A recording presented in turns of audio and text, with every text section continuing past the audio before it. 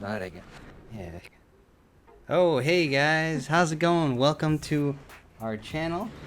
This is me and Paola here, and we're gonna be reviewing and discussing Tenet. So let's do it. All right, guys. A little introduction about Tenet. This is a movie about someone named the protagonist. It's the only name they get in the movie, played by John David Washington, and he gets recruited into this top secret agency known as Tenet. This agency has discovered something called inversion. This allows you to reverse an object's entropy. This was really hard to grasp at first, but as the movie went on, I got more comfortable with it. Now, Robert Pattinson is also in the movie. He's the protagonist's partner. Then Kenneth Branagh plays the antagonist. His wife, Kat, is played by something Debicki. Elizabeth Debicki, sorry, I forgot her name. And they're just trying to prevent something that's worse than nuclear holocaust. Holy cow. Okay, so positives. The music was good. It was techno-y. Yeah, I like that. And then, yeah, there was like a lot of action sequences. It was good. Which one stuck out? But I'm not going to say what. Yeah. Because it's a spoiler. It features a plane. No, the acting was good. Okay, guys, the positives for me is I like the action. I also like the acting as well. And honestly, when I was leaving the theater, I kind of had an out-of-body experience, and that definitely checks the positive mark for me. So the negatives, it was overwhelming, really confusing. Don't try to understand it.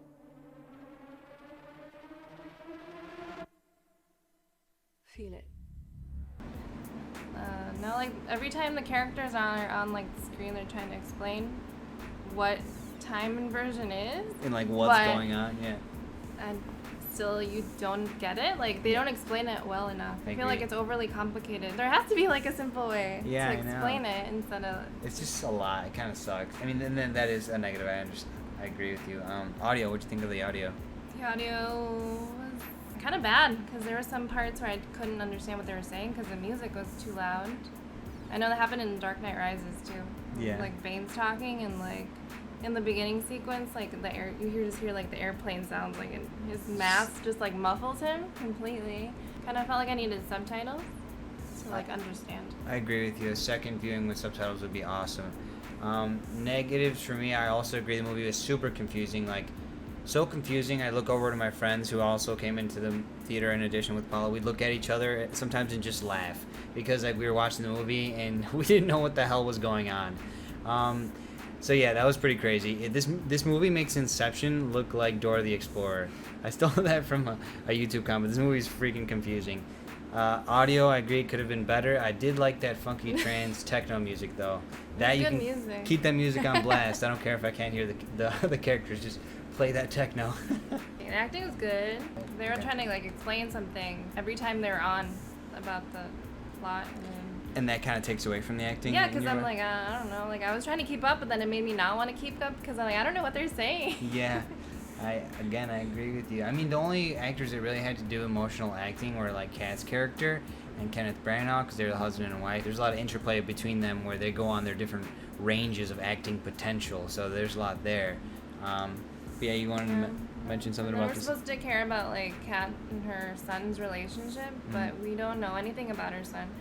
Yeah. They don't show his face or we don't know anything at all. Like he never has a line in the movie. Yeah, like you barely ever see the son's face, and yeah, we're supposed to care about him. So I completely agree with you. They should have buffed that up a bit. In conclusion, I looked online. There's a lot of negative stuff on it. People didn't get it. They were just like, "What the fuck is this?" Yeah. you have to bleep me out. Okay. No, it was like too much thinkies. Yeah, like you said, too cerebral, right? Too cerebral. I was gonna. Are you gonna go another spoiler here? Yeah. Let me do the spoiler. Okay, go. Okay, good. Yeah, so it was a decent movie. I didn't really care about the characters at all. They didn't give me like a reason to, The characters were just like tools for the plot, pretty much. And so they were forgettable for sure. But yeah, no, I'd give it an 8. But I need to watch it again with subtitles. For sure. Okay, Paola rates the movie an 8. Watch it again with subtitles. I completely agree. Okay, for me, I was initially put off because I was not able to keep up with all the concepts that was going on, all the information that was being thrown at me. And yeah, initially, like, I did not like that at all. However, by the end, I realized that this is kind of part of the movie experience, where after you go home and like you research on YouTube and online and all these crazy forums, then you find out about the movie. You learn all these theories, and it's amazing. I love that part. And like, whether like, if you like that sort of thing about movies, then this movie is the right one for you, and this really dictates your rating. So this did remind me of Donnie Darko, which I did have to research, look up all the theories online, and just like Donnie Darko, I had to watch it multiple times to really appreciate it. Just like I think I need to watch Tenet a couple more times. For that reason, I give Tenet in the range of a 9 to 9.5. I think I could really fall in love with this movie after watching it a couple times. So yeah, that's my review. It's like a good date movie because it gives you a topic of conversation. Yeah. Afterwards. Yeah, true. But that's our video. Thanks for watching. That works.